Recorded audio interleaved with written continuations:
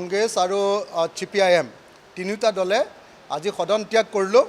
তাৰ তিনিটা মূল কথা আছিলে। এটা হ'ল অংগনবাদী কৰ্মী আৰু সহায়িকাবিলাকৰ যিটো মাননি, সেইটো আমি কৈছোঁ যে 1 নম্বৰ যে কৰ্মীসকলক 15,000 টকা মিনিমাম আৰু সহায়িকাসকলক মিনিমাম মাহেকত 10,000 টকা দিয়াৰ ব্যৱস্থা কৰিব লাগে। আৰু তেওঁলোকক মাননি নহয়, তেওঁলোকক দৰমহা দিব লাগে আৰু তেওঁলোকৰ কামটো স্থায়ীকৰণ কৰিব লাগে। এই দাবী আজি আমি উত্থাপন কৰিছোঁ, কিন্তু তেওঁলোকে মানি লোৱা নাই। গতিকে আজি আমি সদন ত্যাগ কৰিলোঁ।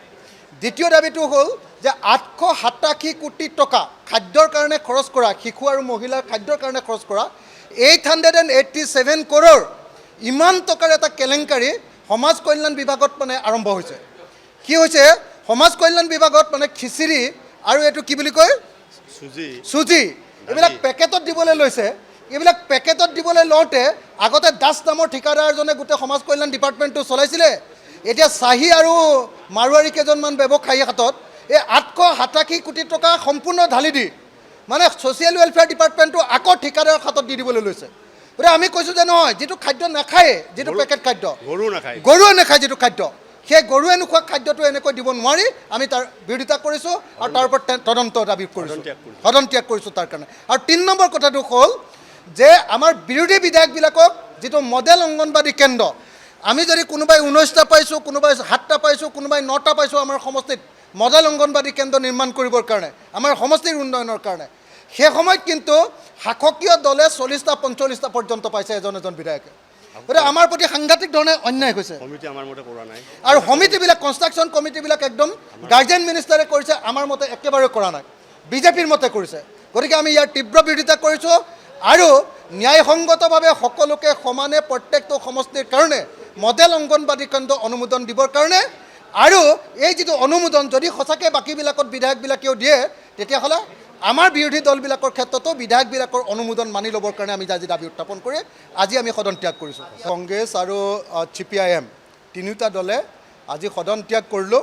তাৰ তিনিটা মূল কথা আছিলে। এটা হ'ল অংগনবাদী কৰ্মী আৰু সহায়িকাবিলাকৰ যিটো মাননি, সেইটো আমি কৈছোঁ যে 1 নম্বৰ যে কৰ্মীসকলক 15,000 টকা মিনিমাম আৰু সহায়িকাসকলক মিনিমাম মাহেকত 10,000 টকা দিয়াৰ ব্যৱস্থা কৰিব লাগে।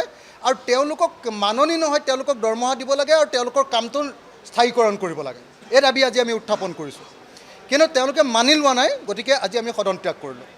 দ্বিতীয় দাবীটো হ'ল যে 887 কোটি টকা খাদ্যৰ কাৰণে খৰচ কৰা, শিশু আৰু মহিলাৰ খাদ্যৰ কাৰণে খৰচ কৰা 887 কৰোৰ ইমান টকাৰ এটা কেলেংকাৰী সমাজ কল্যাণ বিভাগত আৰম্ভ হৈছে। কি হৈছে, সমাজ কল্যাণ বিভাগত খিচিৰি আৰু এইটো কি বুলি কয় চুজি এইবিলাক পেকেটত দিবলৈ লৈছে। এইবিলাক পেকেটত দিবলৈ লওঁতে আগতে দাস নামৰ ঠিকাদাৰজনে গোটেই সমাজ কল্যাণ ডিপাৰ্টমেণ্টটো চলাইছিলে। এতিয়া চাহী আৰু মাৰোৱাৰী কেইজনমান ব্যৱসায়ীৰ হাতত এই 887 কোটি টকা সম্পূৰ্ণ ঢালি দি ছ'চিয়েল ৱেলফেয়াৰ ডিপাৰ্টমেণ্টটো আকৌ ঠিকাদাৰৰ হাতত দি দিবলৈ লৈছে।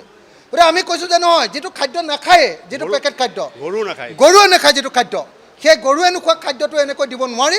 আমি তাৰ বিৰোধিতা কৰিছোঁ আৰু তাৰ ওপৰত তদন্ত দাবী কৰিছোঁ, সদন ত্যাগ কৰিছোঁ তাৰ কাৰণে। আৰু 3 নম্বৰ কথাটো হ'ল যে আমাৰ বিৰোধী বিধায়কবিলাকক যিটো মডেল অংগনবাদী কেন্দ্ৰ, আমি যদি কোনোবাই 19টা পাইছোঁ, কোনোবাই 7টা পাইছোঁ, কোনোবাই 9টা পাইছোঁ আমাৰ সমষ্টিত মডেল অংগনবাদী কেন্দ্ৰ নিৰ্মাণ কৰিবৰ কাৰণে, আমাৰ সমষ্টিৰ উন্নয়নৰ কাৰণে, সেই সময়ত কিন্তু শাসকীয় দলে 40টা 45টা পৰ্যন্ত পাইছে এজন বিধায়কে। গতিকে আমাৰ প্ৰতি সাংঘাতিক ধৰণে অন্যায় হৈছে। আৰু সমিতিবিলাক, কনষ্ট্ৰাকশ্যন কমিটিবিলাক একদম গাৰ্জেন মিনিষ্টাৰে কৰিছে, আমাৰ মতে একেবাৰে কৰা নাই, বিজেপিৰ মতে কৰিছে। গতিকে আমি ইয়াৰ তীব্ৰ বিৰোধিতা কৰিছোঁ আৰু ন্যায়সংগতভাৱে সকলোকে সমানে প্ৰত্যেকটো সমষ্টিৰ কাৰণে মডেল অংগনবাদী কেন্দ্ৰ অনুমোদন দিবৰ কাৰণে, আৰু এই যিটো অনুমোদন যদি সঁচাকৈ বাকীবিলাকত বিধায়কবিলাকেও দিয়ে, তেতিয়াহ'লে আমাৰ বিৰোধী দলবিলাকৰ ক্ষেত্ৰতো বিধায়কবিলাকৰ অনুমোদন মানি ল'বৰ কাৰণে আমি আজি দাবী উত্থাপন কৰি আজি আমি সদন ত্যাগ কৰিছোঁ।